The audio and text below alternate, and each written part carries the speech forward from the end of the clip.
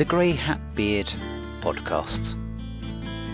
Welcome back to Grey Hat Beard show, what did we say, 16, part 2. And today we have Peter still with us, and we're going to be talking about Microsoft 365 security certifications. The main reason we're talking about this is that Peter is an author, a published author, and has written a whole book on how to pass MS 500. So I think let's start off with the exams that we have available, Peter. What exams are actually available? What certifications can all of our listeners actually get?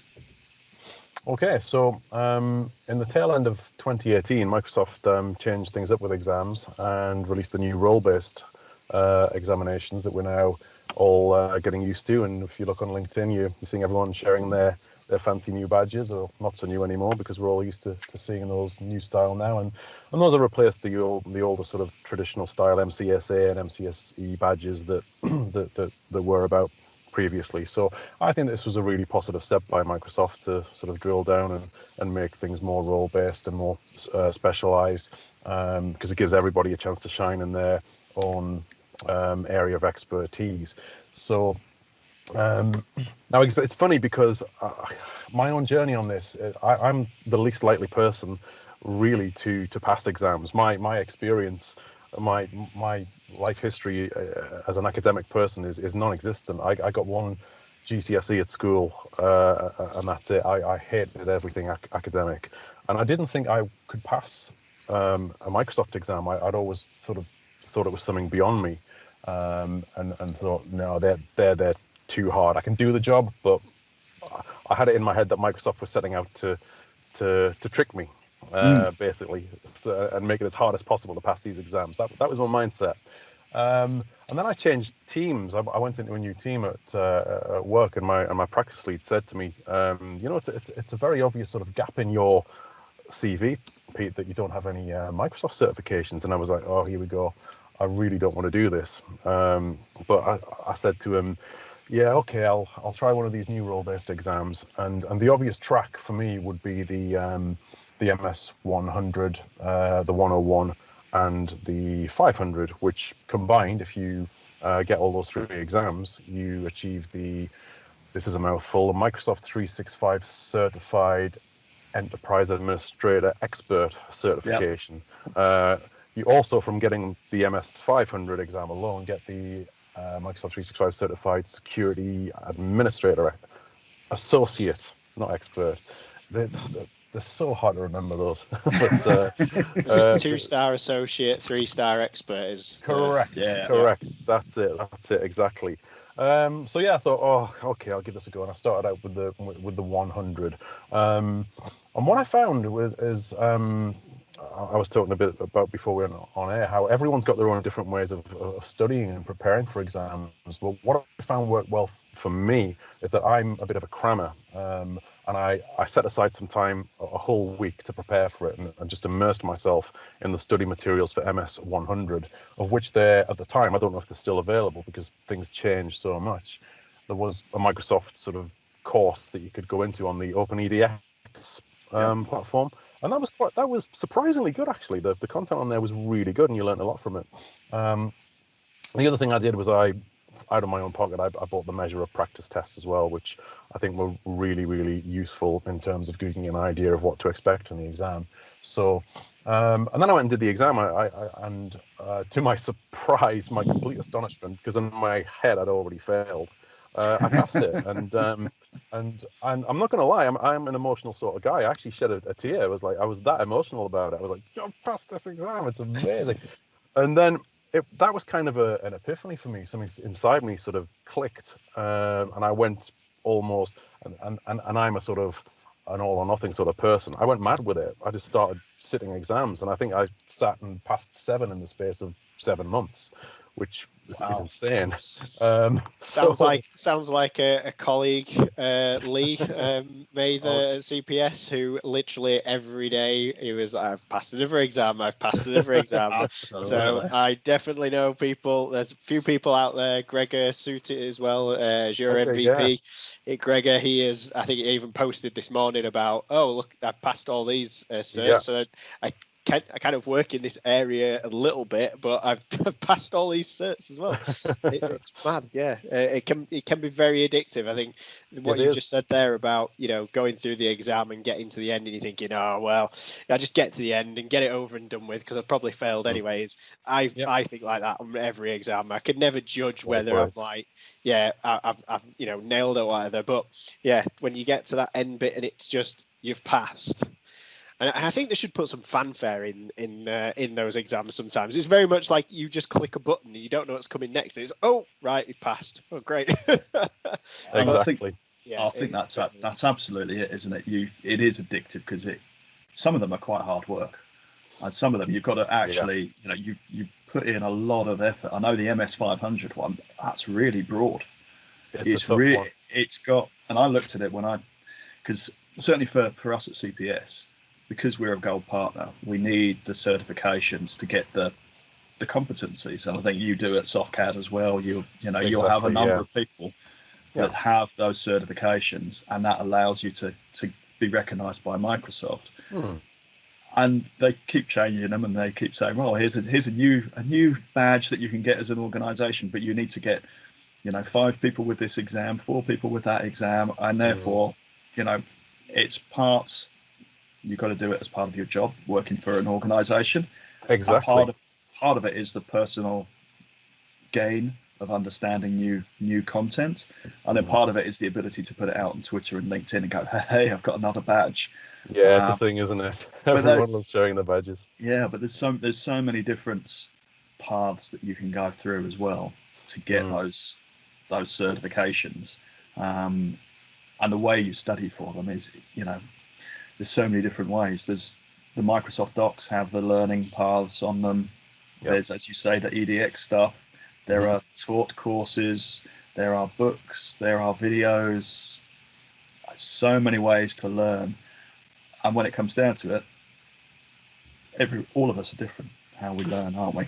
Absolutely, no doubt at all. All of my consultant colleagues, they all have their different means of doing it, and all of us, when I talk to each and every one of us, we're all kind of a little bit insecure about it and think, I'm not sure I'm going to get through this one, and this one's a bit out of my comfort zone. And I got asked to take one last year, which SoftCAD needed as a competency, which was a bit out of my comfort zone. It was the AZ 500, and I'm not really that side of Azure. We've got infrastructure as a service and platform as a service guys in our team, but it's not what I do. But my practice lead said, we need a few guys to take this one, and will you give it a shot? And I'm, yeah, okay. And that one I was certain I was going to fail, but I'll tell you what it is. For that one, I got 700 exactly. No. Yeah. Just. For those who don't know, 700 tends to be the pass mark. Yeah. 699 is a fail, 700 is a pass. And it's always interesting because people say, oh, well, I've passed this exam and I've only got this much, or I got 700.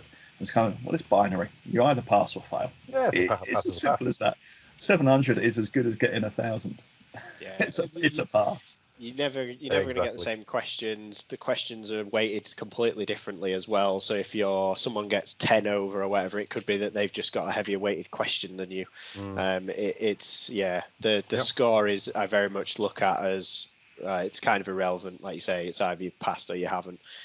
It's always nice to get the graph and see where you're stronger or weaker in other areas. And I think that's quite good about doing the exams in general, where I'll generally look at an exam and I'll look and think, well, I'm doing 50% of this exam, or the criteria that I'm going to be tested on within my daily work.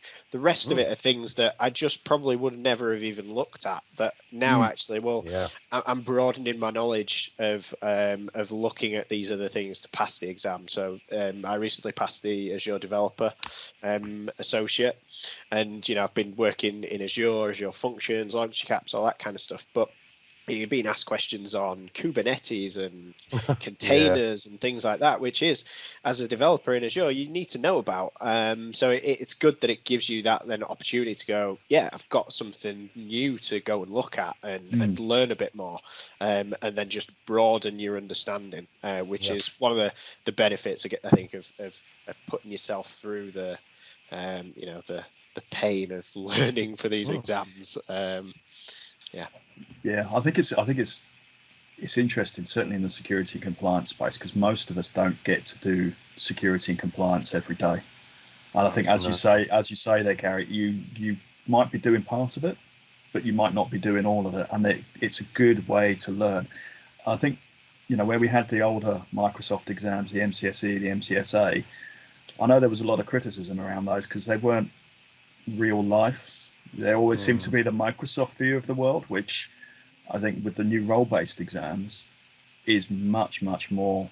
It is real life. It is actually, real world scenarios and actually how we would deploy this stuff in reality, which makes them so much more valuable for me.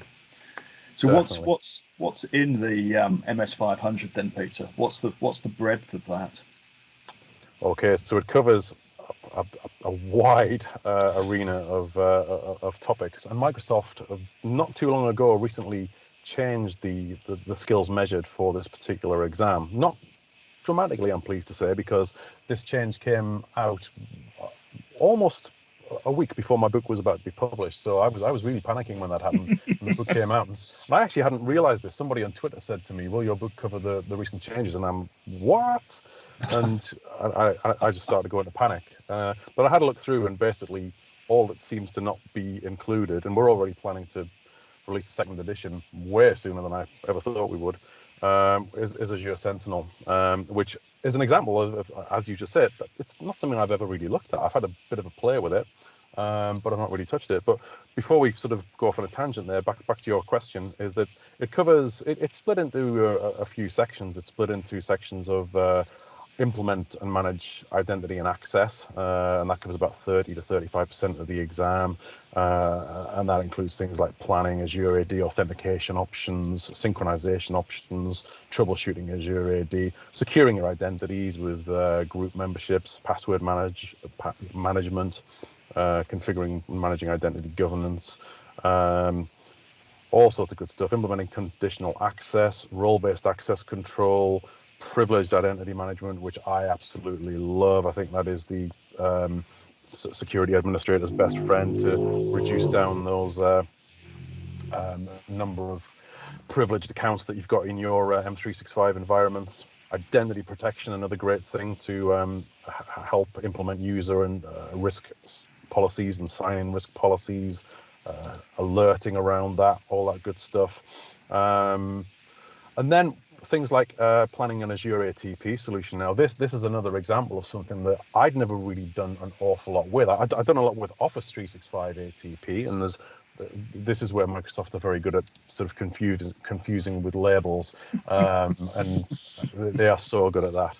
Because Office 365 ATP is bread and butter to me. That's sort of safe attachments, safe links, anti-phishing stuff, all that good stuff. Azure ATP, that's getting into the old on-premises tin server world where you've got to deploy sensors and servers, and I'd really not touched that. So as I was writing the book, I was learning this as I go, and labbing it and testing it, and it's quite interesting. But I'm also a little bit of a snob when it comes to on-premises stuff. I'm cloud all the way. I'm somebody who doesn't want to look back. I want to look forward, and I'm one of the people who gets annoyed. Really annoyed, in fact, that in the year 2019, sort of however many years since we've been doing Azure AD Sync, that when you've completed your Exchange migration, Microsoft still make you retain one Exchange server. That just annoys me so much that they haven't fixed that yet. But one day maybe. But That's great. I mean, what you're saying there is, the world has changed, but people still treat the cloud as if it's their data center still. They're not utilizing the benefits of the cloud where, you can spin up a VM or a service in minutes, but you could also tear it down in minutes as well. That understanding of I'm effectively building something that can be temporary and utilize that cloud is where you get the benefits. And that changes the way that you approach things. It changes the way you approach security, changes the way you approach development as well. You've basically got friends here on that side. On-prem, no. It'd be if you're going to run a machine, it's going to be a VM in Azure, and it'll be scripted at least. Absolutely. Not clicking around. I just don't want to know about tin. No, I think that was, so when I took this exam, that was one of the things that struck me as well, was that there's so much breadth to this exam, so much breadth to what you actually can do, that most clients won't necessarily be using all of it. They might be using some of it. They might have an understanding of a bit of it, but also it covers everything up to the E5, the top level of E5 EMS licensing that you get with Microsoft 365 E5, not just Office 365. Definitely. And looking at so when you look at the exam and you look at the breadth of it, it can be quite daunting, because there are so many different areas that you can actually look at. But it's so worthwhile, because you go into clients or your office and your organization, and you then say, well, actually, have we thought about using this, or have we thought about using that? And certainly, I think for when I speak to staff and say, these are the exams that you need to look at. Every time you go onto the page for the exam, you've got the ability to download the certification skills outline, which for this exam is 5 pages of fear if you're not doing any of this stuff. But actually it's 5 pages of, well, these are all of the different areas that you need to be aware of. A lot of people will look at this and go, I didn't even know that existed. What do those words mean in that combination? And that's, I think, part of the benefit of doing these exams. Exactly. You're learning a lot of new stuff that you may end up using more, but a lot of it, I'll be honest, a lot of it that I wrote in the book, I've learned for the book, written about it, and I've never touched again. So, and just on that, the book is available on Amazon, isn't it? So, Microsoft 365 Security Administration. So go grab your copy. It'll help you study for this exam. Yeah, it makes a good paperwork. It's wow. Yeah. You got some very good reviews on there. People have been very kind. People have been very kind in their remarks about it. I'm just been overwhelmed by the response to it, to be honest, because when it was released, I posted a tweet saying, my book is out today, #be kind. I was really nervous of being judged by my peers, because we can be a very judgmental lot towards each other at times. But everyone's been amazing. Every single one of my consultant colleagues went out and bought one, which absolutely floored me. I was amazed that people bought it, first and foremost. And I said at the outset, when I set out to write this, my end goal was to help one person. And if it helped one person, I would be happy. And within about, this guy must have read it really quick, but within about 3 days of the book being out, somebody said, thank you so much. Your book helped me pass this exam. And I was, that's what it's for. So absolutely. And I think when you've got, all of these different ways to learn, I mean, I know when we were talking before, we were talking about measure up exams. I find those invaluable because they have really good references if you get it wrong to go off and find out. Books to read and refer back to, doing the labs. There's also all of the learning paths as well, which can be really good. Some of them work really well. Some of them are less effective. Certainly, I've not passed an exam because I've assumed that everything's in the learning path. So that taught me a lesson to make sure that you maybe are using at least 2 different methods to learn. But there's so many different ways that we can learn all of this. I think the other thing you said earlier, Peter, that when you were asked to do the certifications, you chose a path to get to a certification. I think it's because this one exam, the MS 500, will give you this certification. Yeah, the 2-star. But so Microsoft did release these. I don't know whether you've seen these before. The certification maps. It keeps changing. I've tried to find the latest version, and it's not easy to find. Yeah. But you said that you wanted the expert level, didn't you? So you went and did MS 500. Yeah. I did 100, 100, then 101, and then 500 in that order. Yeah. And I think it's very interesting because 100 and 101 were the old MCSA, which was the basis. Yeah. And then it's an evolution of those. Yeah, the 746 and the 346 and the 347, the old MCSA. Oh, that shows an intimacy with exams when we all know the exam numbers. Yeah. But yeah, I mean, because there's so many different options here, aren't there, in terms of how you can get to that based on whether it's security, whether it's managing teams, whether it's doing the development side of it. You know, there's so many ways to get to that same end goal. You don't have to take that same path. Exactly. One of my consultant colleagues, she did a slightly different route to get the 3-star, the expert cert. She did the 100 and the 101. And then I think the teams won the 700, and I think that got her the expert cert. So there's different ways of doing it. I mean, the team that I'm in at Softcat, we're the public cloud team, but we also have platform team as well who do the on-premises stuff, and they're sort of more focused maybe on the MD 100 and MD 101, the Windows desktop administrator associate. So they'll tend to go that route maybe. But so many different ways. I mean, if I had the time, at some point I'd like to go through and do most of them, but time and money and all that. But absolutely, it's the time that takes. I think this is, I certainly, for anybody who's starting out in consulting in Microsoft Cloud, all these fundamentals exams are a really good way to get a breadth of understanding. Definitely. And I know they've since this was released, they've updated the exam, so there's now PL 100 for a maker for the Power Platform, and there's a PL, then changing some of the Power Platform ones, so you've got a Dynamics stream and a Power Platform stream, and I know they've got data platform changes as well coming. So there's so much breadth to what you can actually do. I think, certainly from my perspective, jack of all trades, expert in none. I don't have any 3-stars yet, but lots of 2-star exams across the board.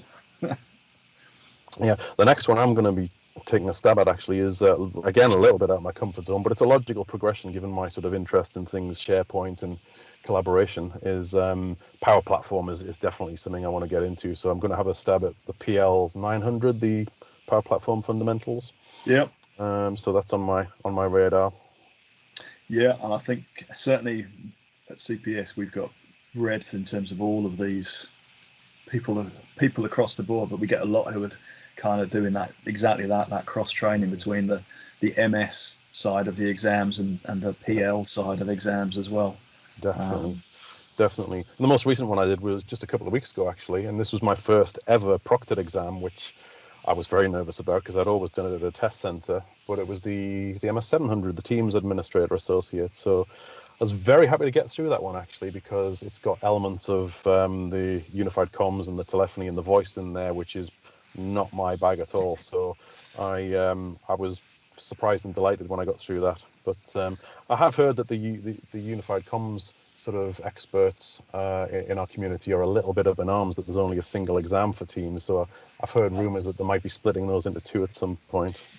I took the transition exam because to get that, if you came from a SharePoint background, where you had the final SharePoint cert, which was the SharePoint 2016 exam, you could then transition to 700 by doing an intermediary exam, and I'm glad to say that there were not many questions on UC at the time, so I'm quite happy to have that certification and not have to deal with the UC side, because then that's a completely different different area, which someone who's SharePoint based is not really going to know at all. But I think it's a really interesting point, because when we talk to clients about teams, we might have the UC side of it, where we've got a UC team who know all about the SBCs, PSTN, PBX, all of that good technology that sits on-prem, sits in the cloud.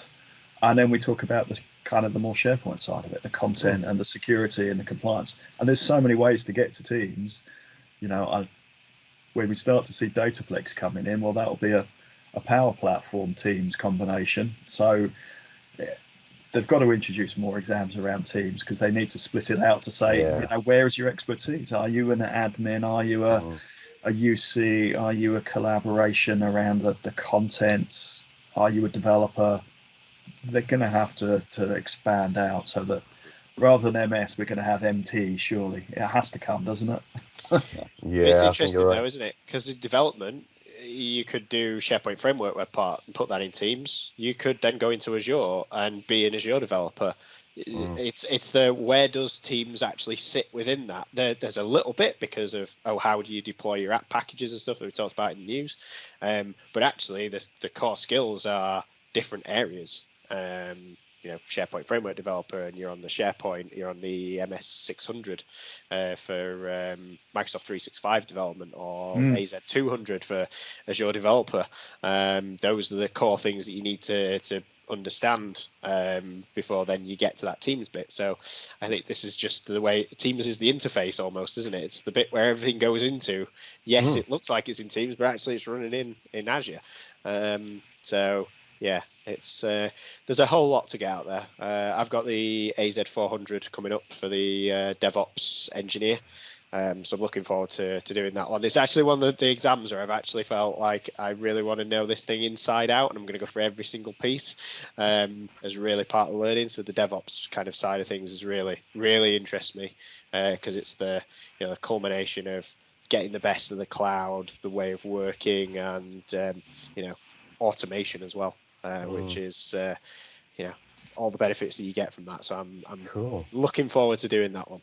Wow, fantastic. How do you guys prefer to take your exams? Do you prefer going to the test center or doing proctored? What's your preference? My preference before COVID was going to the test center, and that's primarily because otherwise I have to steal my daughter's bedroom to do an exam, because that's the tidiest room in the house, ironically.